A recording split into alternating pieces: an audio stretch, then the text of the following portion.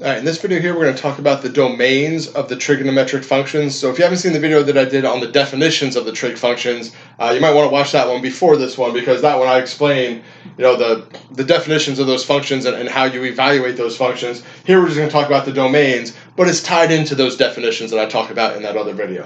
All right, so for the six trig functions, the domains go in pairs. So the sine and cosine function, the domains of both of those are all real numbers.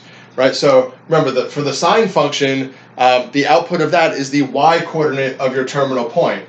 For the cosine function, the output is the x-coordinate of your terminal point. Right, remember, the input for all these trig functions is a t-value. The t-value is the distance you're traveling around the unit circle. Remember, you can go in the positive direction, which is this way, or the negative direction, which would be going this way around.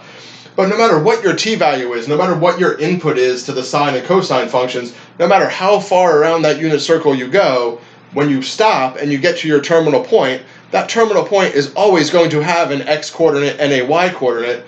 Therefore, you're always going to have an output for the sine function and the cosine function. There's always going to be an x and a y, so these functions are always going to be defined, so their domain is all real numbers. All right, no matter what t-value you plug into those functions, however many times you go around the circle, no matter where you stop on the circle, you always have an x, you always have a y, you're always going to have an answer for cosine, you're always going to have an output or a result for the sine function. All right, so the domains of those two are all real numbers. I can do the sine of any real number, I can do the cosine of any real number, and get a result. Right, so for those two trig functions, the domain is all real numbers. Now, for the other ones, there are some exceptions. It's almost all real numbers, but not all of them. Right? So for the tangent and the secant function, the domains are all real numbers except for the pi over 2 numbers.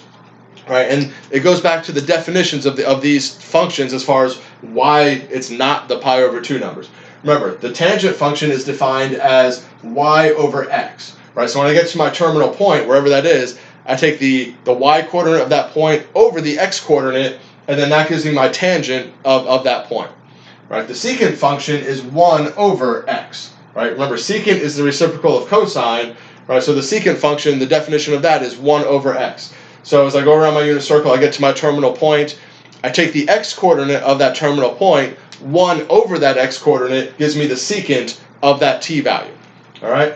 So, since both of these have the x in the denominator, well, those two functions are not going to be defined whenever x is equal to 0.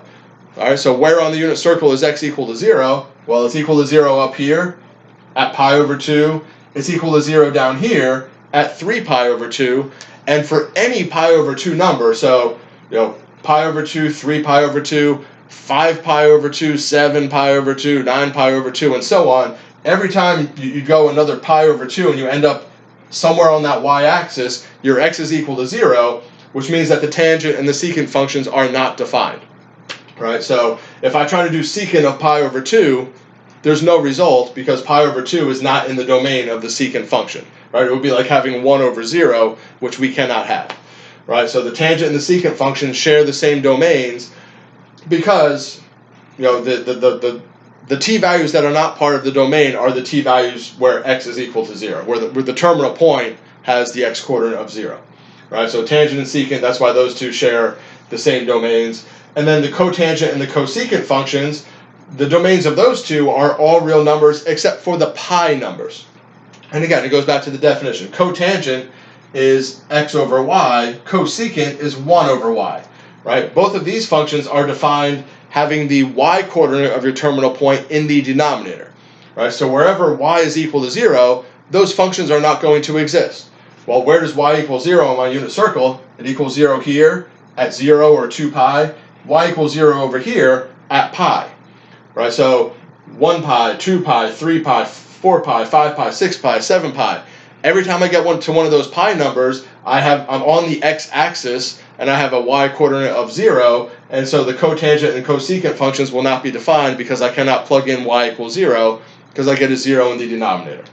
Right? So those are the domains of the 6 trig functions.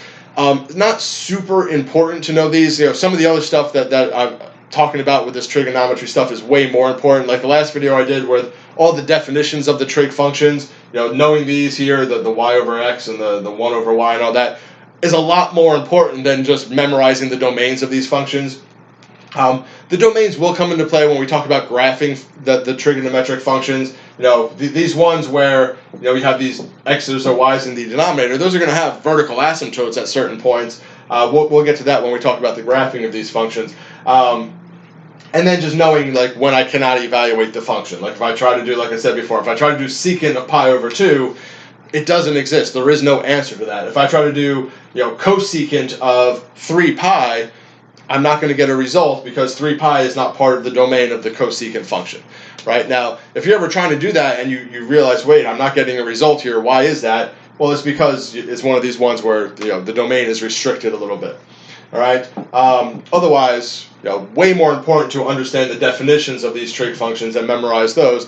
And then if you need to figure out the domain, if you just remember the definition and secant is 1 over x, all right, so I can't have x equal to 0, means I can't have these 2 points here, so I can't have those pi over 2 numbers, so that kind of leads me to the domain of the secant function. All right, so if you understand where the domain comes from, and if you understand the definitions of the functions, you don't necessarily have to memorize all this stuff, you can just piece it together when you need it.